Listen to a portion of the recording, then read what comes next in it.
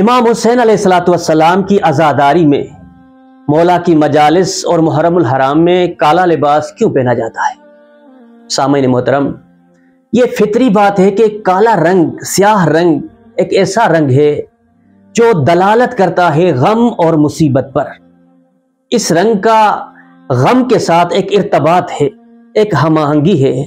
اس لیے غم کی حالت میں یہ رنگ استعمال کیا جاتا ہے۔ یہ فقط مسلمانوں یا غیر مسلموں کی بات نہیں، بلکہ میں ایک کلی طور پر آپ کو بات بتا رہا ہوں۔ آپ تاریخ پڑھ کر دیکھ لیجئے کہ اسلام سے پہلے بھی یہ مرسوم تھا دیگر اقوام میں کہ جہاں کہیں مصیبت ہوتی تھی، جس گھر میں کوئی حادثہ پیش آتا تھا، تو وہ مصیبت زدہ گھر اپنے دروازے پر کالے کپڑے کو آویزاں کر دیتے تھے۔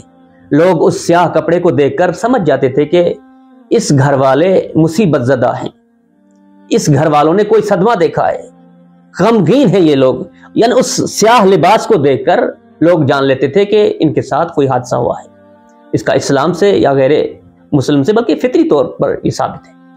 لیکن اسلامی نقطہ نگاہ سے اگر اس بات کو دیکھا جائے تو ہمارے پاس ائمہ معصومین علیہ السلام کی روایات اور آپ کی سیرت ہے، اور ہم اہل بیت علیہ السلام کی سیرت کو اور آپ کے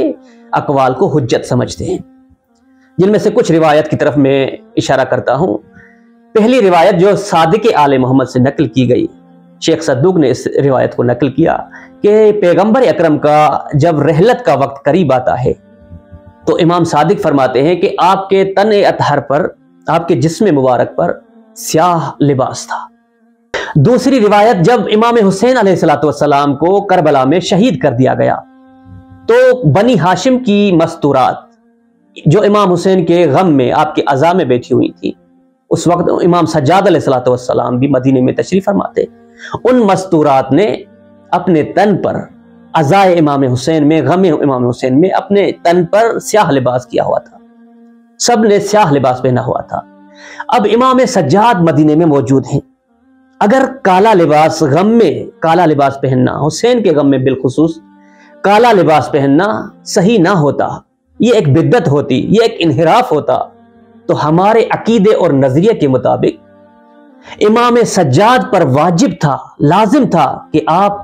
ان مستورات کو جو امام حسین کے غم میں تھی انہیں روکتے۔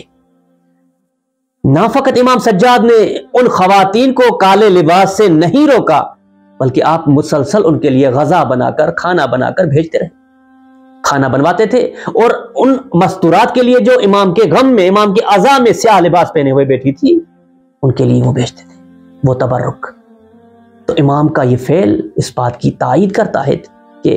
اسلام میں غم کی حالت میں، خصوصاً امام حسین کا وہ غم جس نے عالم انسانیت کو مغموم کیا، اس میں کالا لباس پہننا یہ اہل بیت کی سنت بھی ہے اور سیرت بھی ہے۔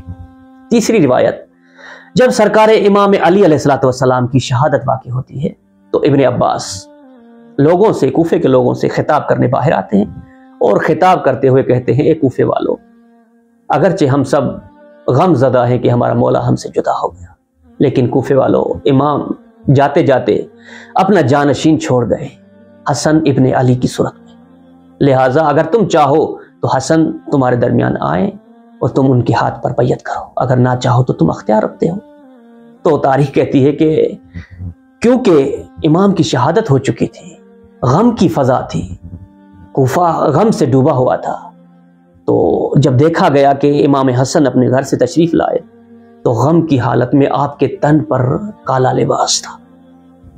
اور آ کر امام نے خطاب کیا۔ تو یہ تیسری روایت، امام سجاد نے ان کی تائید میں، اور پھر مولا حسن نے اپنے تن پر لباس سیاہ پہن کر بتایا کہ غم میں، معصومین کے غم میں کالا لباس پہننا ہماری سنت ہے۔ اور چوتھی روایت کہ جب شہزادی سکینہ شام کی قید میں خواب دیکھتی ہیں اور وہ خواب یزید خبیث سے بیان کرتی ہیں کہ اے یزید، تم جو میرے بابا کے سر مجھے نہیں دے رہے، میں نے راحت عالم خواب میں دیکھا کہ کچھ نوری فرشتے مجھے ایک قصر میں لے گئے جہاں 4 مستورات،